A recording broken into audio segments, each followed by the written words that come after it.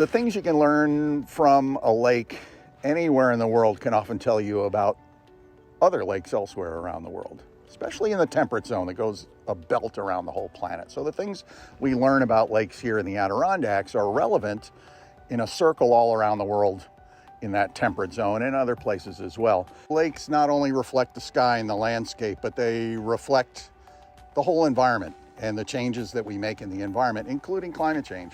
Naturally, a lake will follow the seasons of the year as the temperatures change. It'll, like up here in this part of the world, they'll freeze in the winter. And during the summer, the top layer will get very warm while the bottom layer stays very cool. And those are very important ecological changes that affect what's living in the lake as well. So our work here in the Adirondacks isn't just important to folks in the Adirondacks. We're helping people around the world understand how lakes are changing in response to climate change. And so we're sort of unique here in the Adirondacks in that we don't have a lot of other pressures on our lakes. We don't have a lot of development. We don't have a lot of other disturbances. I mean, there are things like invasive species, road salt, and acid rain, but it gives us an opportunity to look more closely at the climate signal here in the Adirondacks than some other places. Well, I started working on lakes because of Curt Stager, a professor here at Paul Smith College, specifically looking at the history of them over time. A lot of this I find interesting. It's like a puzzle trying to figure out why these ecosystems, how they work and why they're doing the things they're doing, and then how our actions influence that, good or bad, and how we can have a better relationship with these water bodies because they're so important to us, but they're also really important to the natural community. Upper Saranac Lake Environmental Monitoring Platform was first deployed in 2017. It's been out every year since. It typically goes in early April and comes out in the end of November each year. So we refer to the platform as Marge the Barge because she's a barge out here on Upper Saranac Lake. The platform is collecting data on the weather conditions around the platform, air temperature, wind speed, rainfall, as well as water quality parameters like the temperature, dissolved oxygen, pH, and conductivity of the water.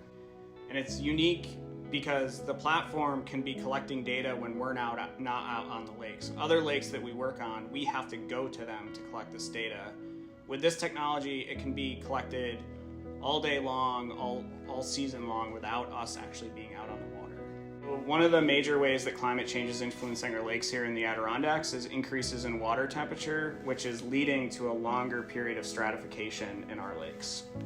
That has a whole host of repercussions for the chemistry and biology of the lake.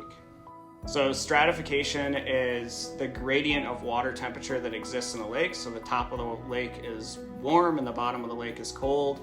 And that temperature difference means that the bottom waters are isolated from the surface water. And one thing we know for certain now is we're changing the climate and making it warmer. And we know what warming does to lakes.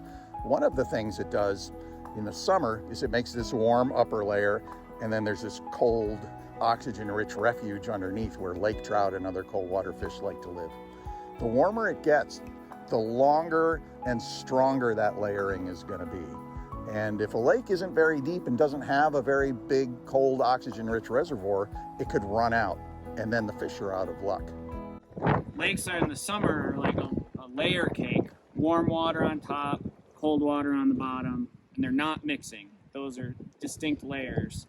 When the lake cools down in the fall, then that water at the surface starts to sort of fall down through to the water below and mix the lake. It happens over the course of many weeks, and so that gives the bottom water a chance to come back to the surface, absorb oxygen, nutrients, and other things that are in those waters are sort of mixed up to the surface as well. And that process happens again in the spring as well. When the ice goes out, the lake is actually stratified the other way. It's colder on top than it is on the bottom, and as it warms, the lake mixes, and then we go through the period of stratification. In the fall, it mixes again.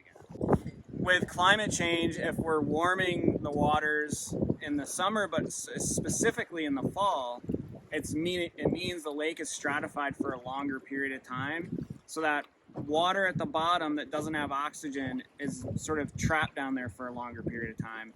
That stresses fish. It also releases nutrients into the water column because of that low oxygen condition. Knowing that that is going to be in danger in the future means we can learn a lot about a lake by studying how deep it is, how big is that cold water reservoir, and how likely is that to survive a warmer world. Now is not a time to curl up in a ball of despair. Now's the time to get busy and save the amazing planet and the life on Earth that we still have. Hard things have happened to life on Earth for millions and millions of years, and life on Earth is incredibly resistant. Life will persist. Many species will be fine. Absolutely true that not all is lost yet. We have very much left to save.